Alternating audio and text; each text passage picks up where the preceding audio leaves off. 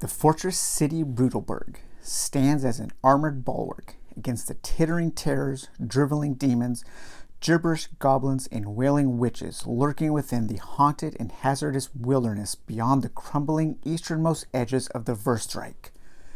In the face of total chaos, the city's imperial rulers, once united under the mighty battle standard of imperiousness, a resounding blast of the war horns of the Verstreich against the relentless threats of witchery, disease, deformity, and perversion. Safe in their fortress towers, the well-guarded aristocracy of Brutal Burg grow more corrupt and decadent with each passing year, while those zealous followers of the Holy Order that remain true to their Puritan code only become more violent and sadistic. Crushed under the boot heels of these tyrannical overlords, the peasants of the lowlands meet in secret, forming witch cults and rebel enclaves. In this era of brutality and corruption, everyone is suspect. Heads become tails, every cop is a criminal, and all these sinners are saints. The black market of poisonous wizardry withers the land, and the borderlands teeter on the brink of total war. It is in this world gone mad that your adventure begins. Imprisoned for various crimes, guilty or innocent, you've been sent to the labyrinth of cramped and crowded prison cells deep in the damp bowels of the fortress city Brutal Burg. It is a cold, dark hive of punishment, built of stone and iron, and stinking of fear, sweat, forgotten failures, unwashed rags, and layer upon layer of malnourished excrement. Below, the prison gives way to an endless and uncharted series of natural caves where terrible things lurk in the shadows and feed on the unwary. Above, the streets of the fortress city are patrolled by watchmen, inquisitors, thugs, and bounty hunters. If you can get past them through subtle cunning and brute force, your freedom awaits beyond the lowlands. Welcome to Dungeon Degenerates, the Hand of Doom. All right, guys, welcome to the Dungeon Dive. That was a little introduction here to what is very quickly becoming my favorite game. This thing is it is awesome beyond words. What you're seeing now is a game in progress. I've played the first scenario of the mission, of the campaign, and we're going to be giving a little overview of the story so far, and then we're going to be going on to the mission that I am playing right now. So the story so far has involved our two heroes. The first is the Vermin Hunter. Here's the standee for the Vermin Hunter. So she is a human hunter and a rogue, and she basically relies on agility attacks. She has a +1 agility bonus, and she's able to find the weakness of enemies, thus giving us an upper hand, and all of our attacks can do a +1 damage when we find her weakness. However, she is also money hungry. If at any time she goes below 10 gold, she becomes demoralized. Right now I have 21 gold, so we're doing pretty good with her right now. Our second character is the Bloodsport Brawler. The Bloodsport Brawler is a fighter with an old battle wound, and whenever I become fatigued, the Bloodsport Brawler also becomes weakened. He's a foe killer. Strong foes, I do +1 damage and I ignore a point of armor. And I fight with my spiked gauntlets.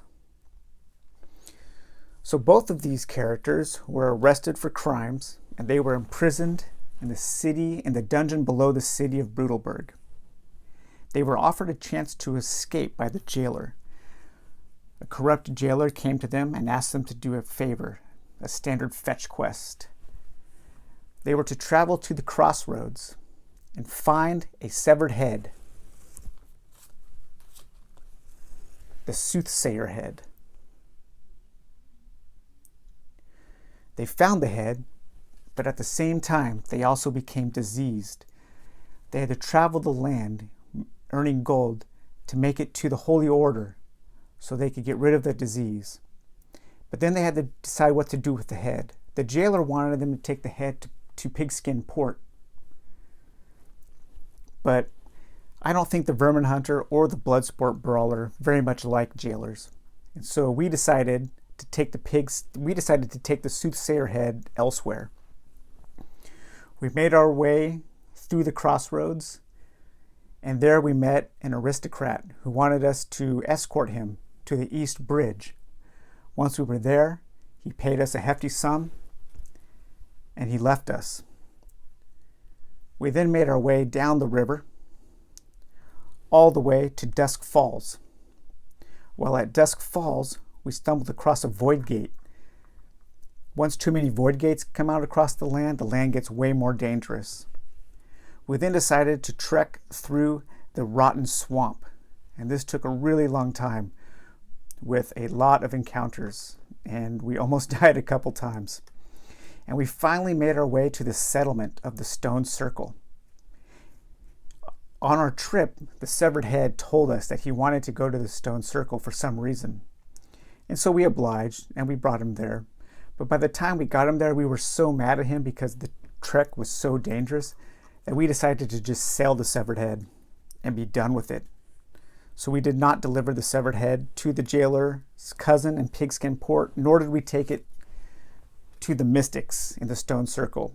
We sold it, we got rid of it, because we needed the money and we were done with that fetch quest. And so what we're about to do now is we are lost in this world. We have escaped the jail. We are without a home. We are without a base of operations. So right now, what we need to do is our next mission is to establish a base. So we need to establish a base. Finding safety and home to live in free from persecution is no easy task here on the borderlands. You must find a town outside the reach of the law and either integrate yourself with the locals or bully them into submission. Okay, so for our setup for this quest, see, if you are playing and establish the base as a standalone mission, we are not. We are continuing our campaign. So first we have to select a region outside the lowlands where we want to establish a base. So the lowlands area is all of this dark area. So we have to pick a place somewhere outside of this area that we want to establish our base in. And I'm thinking of establishing our base in the swamps. I'm already here, and I've already kind of started to like this place a little bit. And so I think we kind of want to build up here. And so what we have to do is we have to take 6 clue tokens. So I've got the clue tokens right here, numbers 1 through 6. It doesn't really matter their numbers. And we have to place them in certain places according to the setup. We have to place 1 at the Crystal Crater, which is up here in the Badlands. We have to place 1 at the Goblin Fortress, which is even further into the Badlands. We have to place 1 at the Sunken Village, which is down here in the wetlands. We have to place another at the Black Tree in the wetlands. We have to place 1 at Ghost Gate.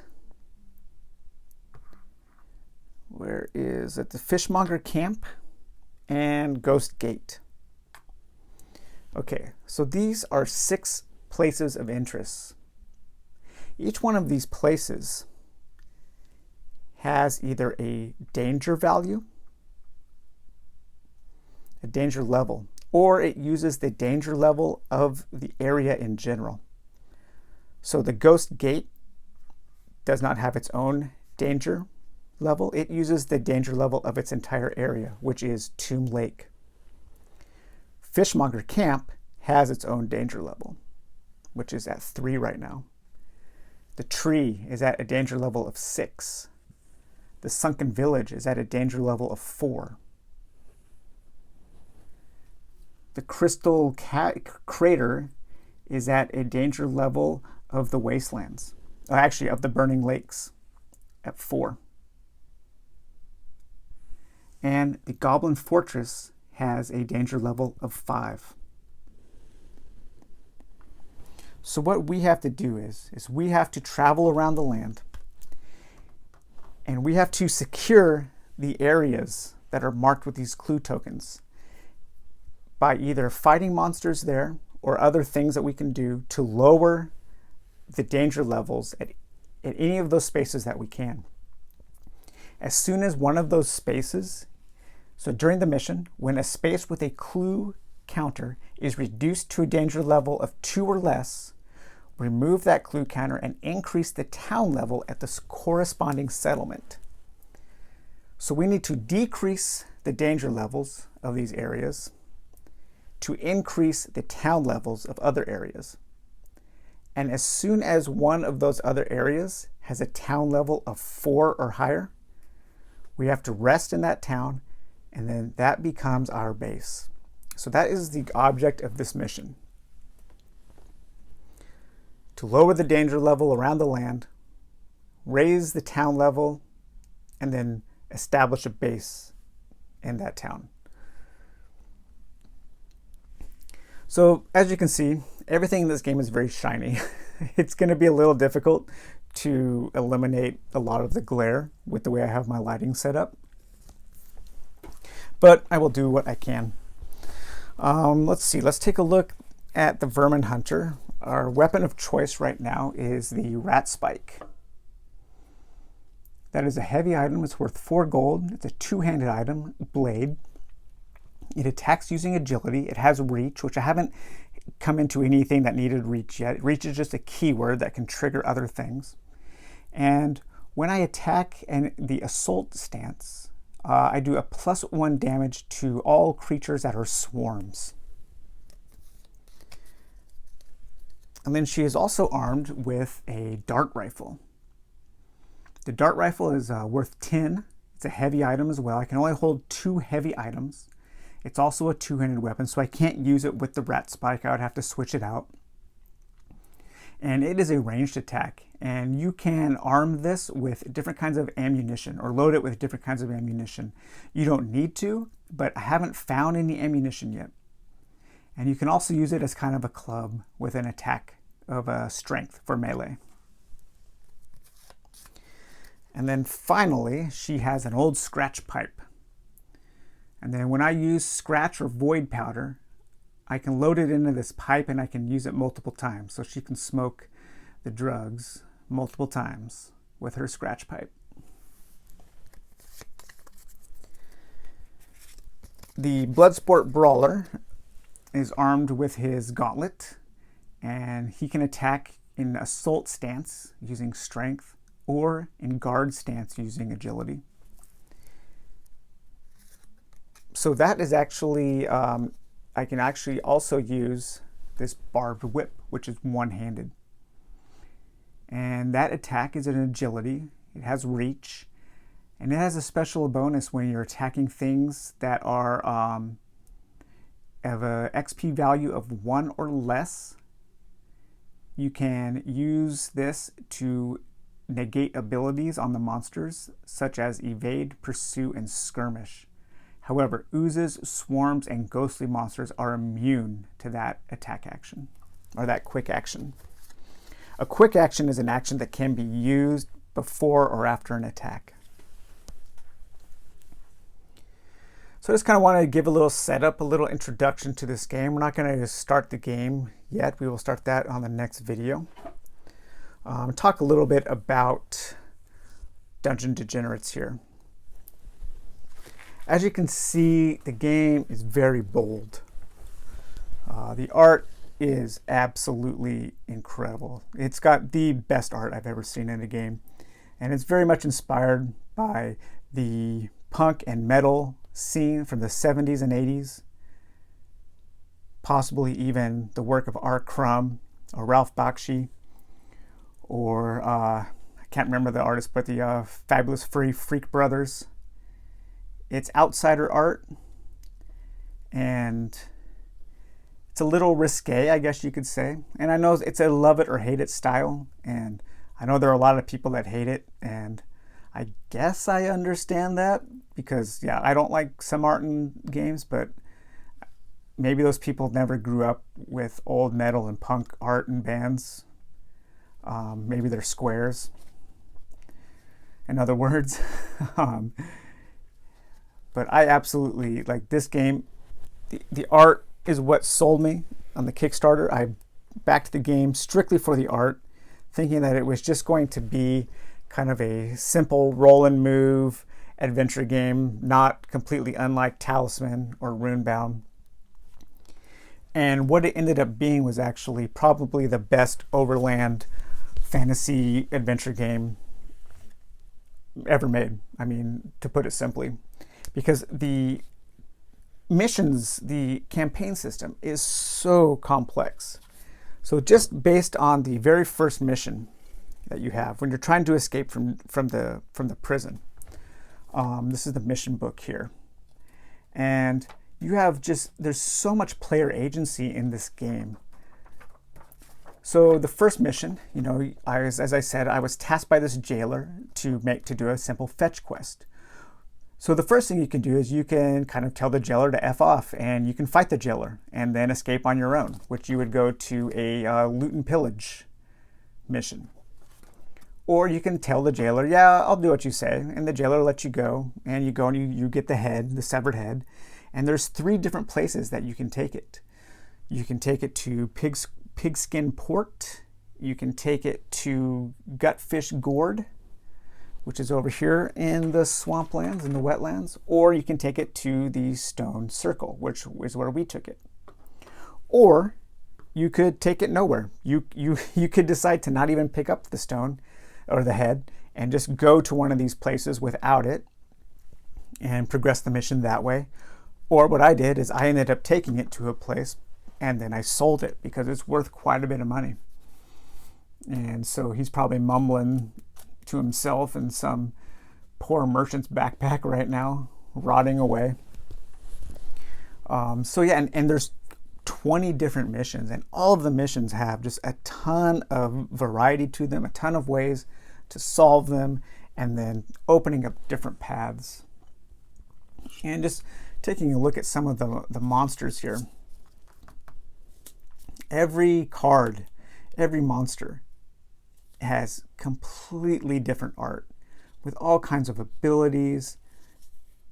And I mean, there is so much art in this game, and all of it is so good. It's so creative and bold. It's audacious. I mean, I'll take a million, well, actually, you know, if there were a million games like this, it wouldn't be unique, but, you know, just, it's so much more evocative than anything from like Fantasy Flight or any of the big guys. You know, this game takes chances with its art and really kind of, it sets itself apart. There are no other games that look like this. And that's a good thing. So yeah, that was a little bit of the monsters there.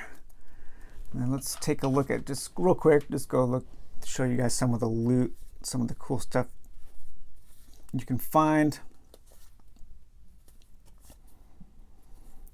All kinds of, so these are some of the starting items from, this is a starting item from one of the new adventurers, the Freaks and, what are they called? There's a new expansion pack came out, and I got that. It was 8 new characters.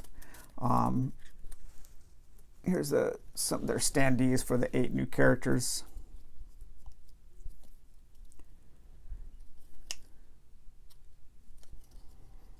But as you can see, the game has a ton of style, a ton of character.